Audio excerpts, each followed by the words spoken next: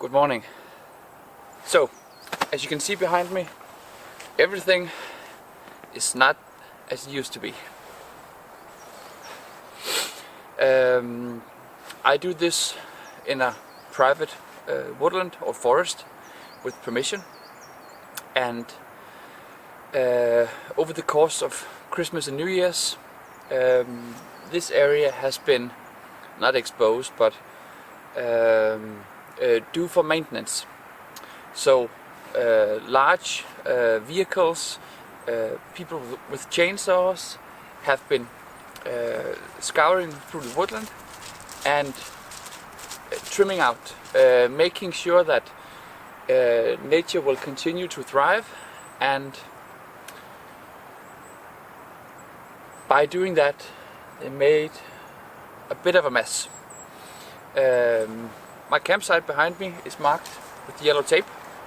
I was told to do this so it wouldn't get damaged and I was allowed to come back. But the area around me the moss is torn up.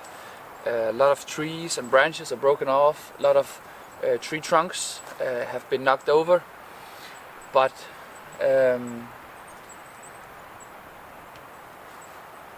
that's just how it is. The good news is it's done, and I can come back. And of course nature will cover up all of this. New moss will grow, but it'll take some time and a bit of cleaning over the next period of time in camp. So as long as you know, it's okay with me. Let's get a fire going, let's get the tarp up, and let's get a coffee.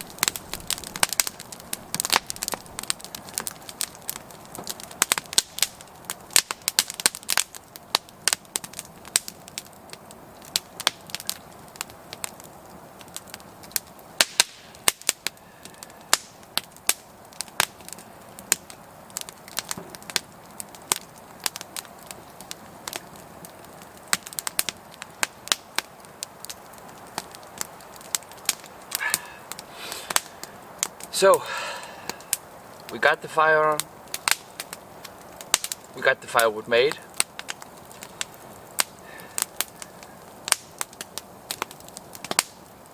and if I'm a bit quiet today, it's because this place to me is something special. I come here to rejuvenate, I come here to relax, and I wouldn't lie if I said that some of this makes me a bit sad. It could be much worse. It could be much worse. Everything could be gone. The place where I am now could have been cut down. This line of trees has been spared a lot. So in time, during the summer and the spring, things out here will be better. Things will grow and things will settle in the rain. I might have to move a bit of branches around, but it's okay. It's okay.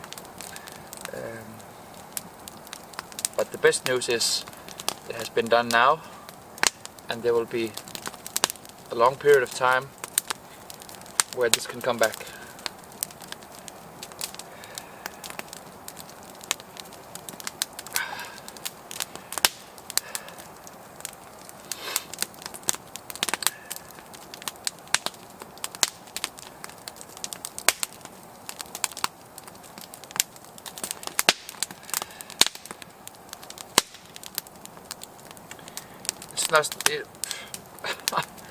It's not the best source of firewood that I picked today. It's bone dry, that's the best part, but it sprays a lot, and it makes a lot of sparks. But it's warm, and I'm happy. Happy to be back. Happy to say hello to you. I came here today to tell you about this, but I also came here to tell you about something else. As you all know, if you know me, I have a small passion. Sorry. Every time I have a small passion for axes, and today it's not a new axe. It's just an axe that haven't been on video before. So I'm going to tell you a bit later. Crack open one of these or do whatever you please.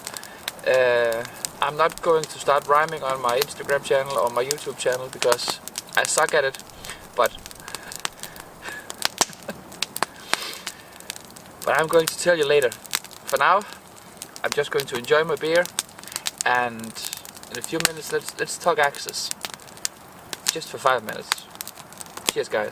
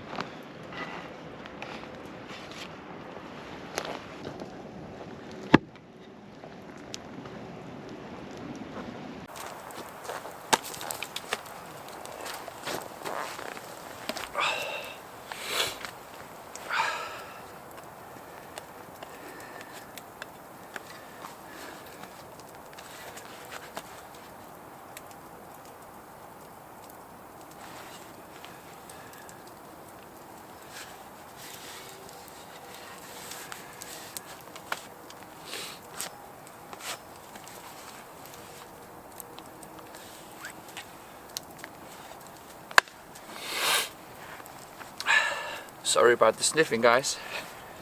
It's cold, but I have the fire in my back to warm me up.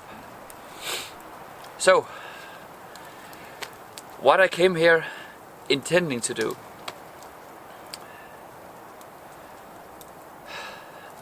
Hello YouTube. Hello everybody, boys and girls. And if you're watching, hello Joe. I don't know how long it's been. Not a year, or maybe, not quite sure. But a while back,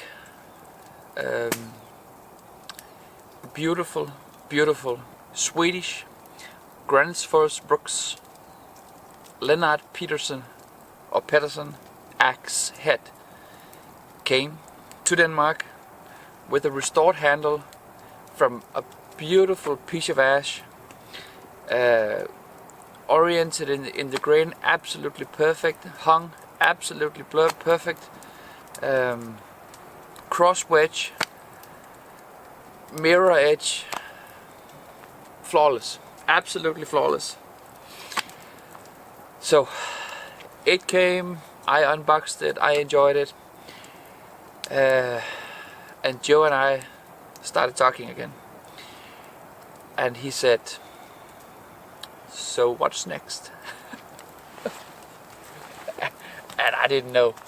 Man, Joe is just as big and strong as he is kind. So we started talking axes again, and the last head I shipped, and I figured if Joe wanted to help me put in some hours in doing some manual labor on a handle, I would provide the head.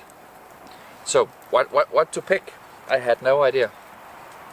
On the Facebook forum, Axe Junkies or Axe Addicts, I have no idea. An old head came up.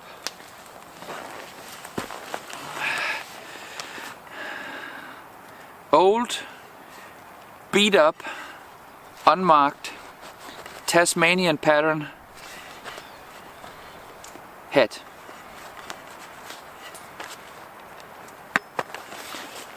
I don't know how heavy it is.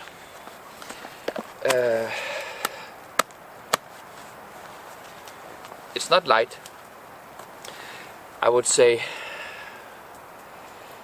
maybe 3.5 pounds, maybe 4. Could be 4.5. I don't know. It's not light. It came up, and some bloke was asking me. No, I asked him. So how much? I believe we landed in the ballpark area of between 60 and 100 US dollars, including shipping, in a flat lay box to Canada. So I purchased this head, and I said to Joe, I got something coming, I need your address, and we got it going, and Joe received it, and everything. no criticism, but we all built the same, and Joe has large paws. He is a strong man and he knows how to swing an axe, but when this head came and it landed in Joe's hands, it didn't look that big. It actually looked like a 3-pound axe, but Joe has strong hands. So we took the head. I actually believe it was a bit over a year ago now, because it was in the duration of Christmas last year. Joe took it on his belt grinder, or his whatever it's called, put a nice small edge on it. Nothing fancy, nothing wild. This is a camp splitting axe, so nothing wild, like something thin and razor sharp. It is sharp, don't get me wrong, and it still is, but nothing for felling trees. This is something I take here to bust up logs for my campfire, and it's absolutely perfect. Absolutely. I don't know how much we settled on, Joe. I think we are a bit over 60 centimeters, but not close to 70. So between 28 or 26 inches, I would believe. Beautiful, beautiful, beautiful ash handle.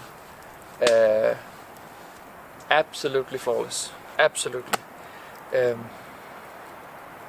So the axe came with a thick, big, strong, double-buttoned or doubled clamped leather mask, and I unboxed it. I am 182 centimeters tall. I weigh 100 Danish kilos or European kilos or metric kilos. I am not a small guy. I'm fairly strong. I have big arms, broad shoulders, but this in my hands looks like an axe. But Joe, he just did like this, and he just grabbed it like a piece of bread. But in my hands, it's an axe.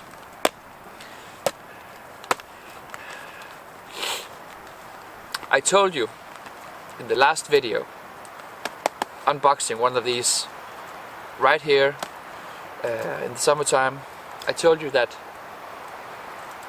sometimes when you pick up an axe, you can just feel it. This is something I could work on the stump, on my knees with, not for a day, because that's not what it's meant for. It's a head heavy. If I drop this, put my finger just behind the head, it's still out of balance, and it's supposed to be out of balance. This is a head heavy axe made for my specifications to use right over there. If this has been made on a 32-inch handle, it would have been perfectly balanced. But that was not what I wanted, and that was not what I got. So just for a small second, let's talk how to hang an axe. If you don't know, listen up. The eye of this axe was mushroomed all the way around due to some heavy abuse on the pole. As you can see, the metal is all flared out in the back. I told Joe to leave this because I was going to use it, and I didn't want the patina of this to disappear. But to hang an axe on a crooked eye and leave absolutely no gaps, no room for air,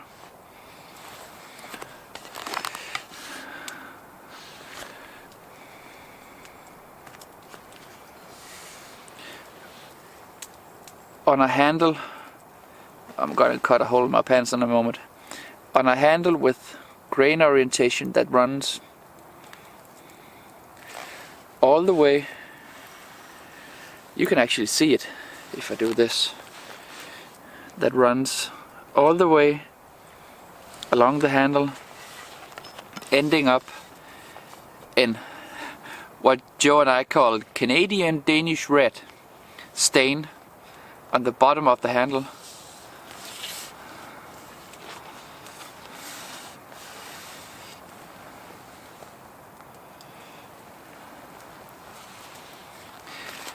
And Joe just So you and I are clear. Hang on a moment.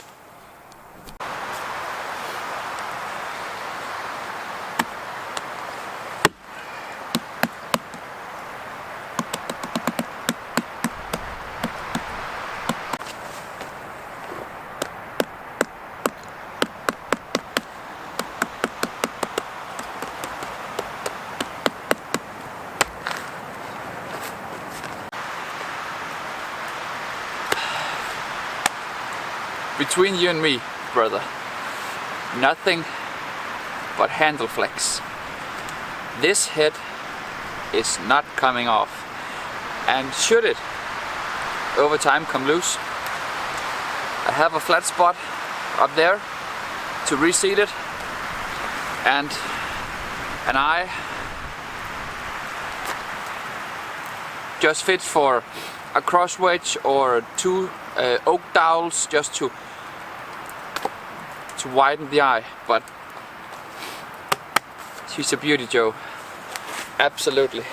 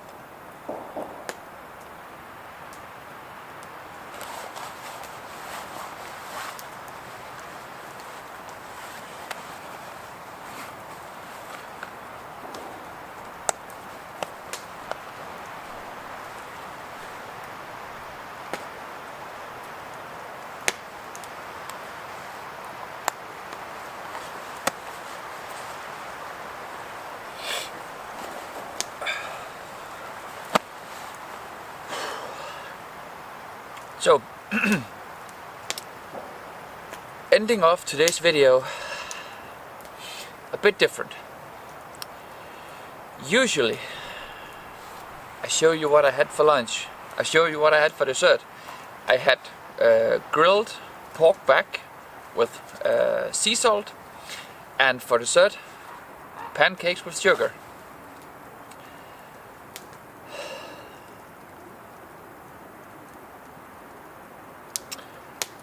But someone I know told me that life is a roller coaster. Sometimes you go up and sometimes you go down. And today,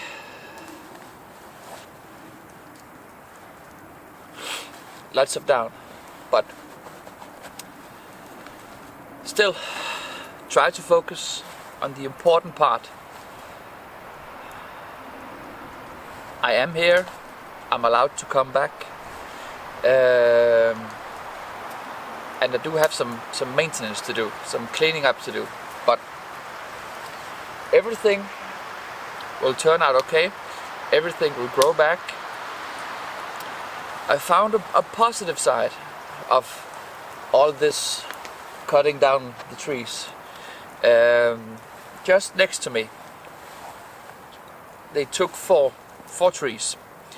So that leaves a square space for my hammock, and that's a nice thing. I get to sleep a bit closer to camp than I did before, because the density, I don't know, the woodland was pretty dense, so stringing up a big hammock and a top was not an option before, but it is today. Positives, focus on them and keep them, and everything will grow back in a few years' time.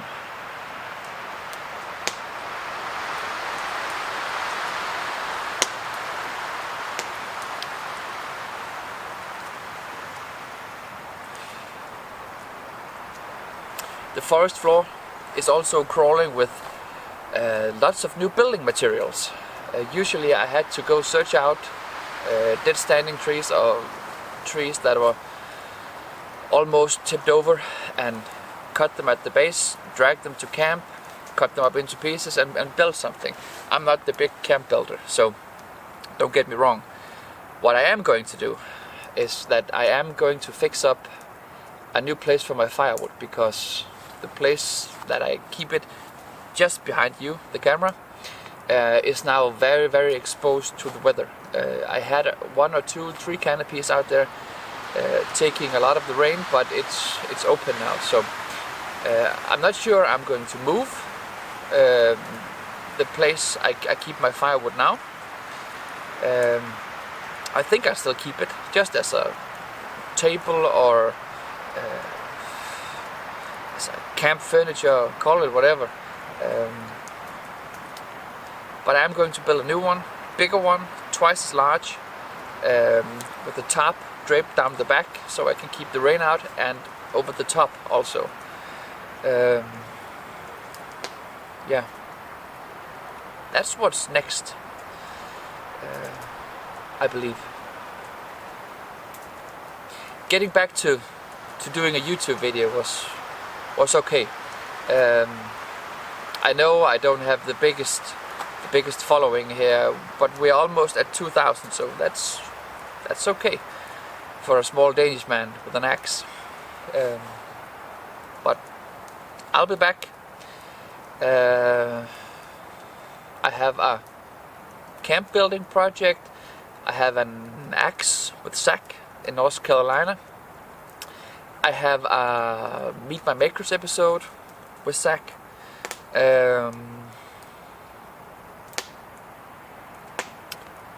Yeah. Just getting back, boys and girls.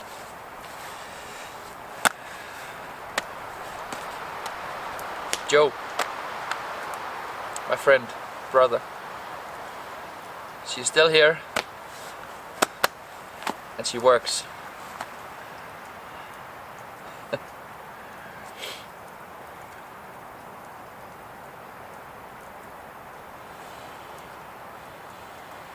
I was thinking about showing you all the damage that they did, but it'll show up on video once or twice. I can't hide it, it's that big. So stripping down camp and heading home for today, and I'll see you next time.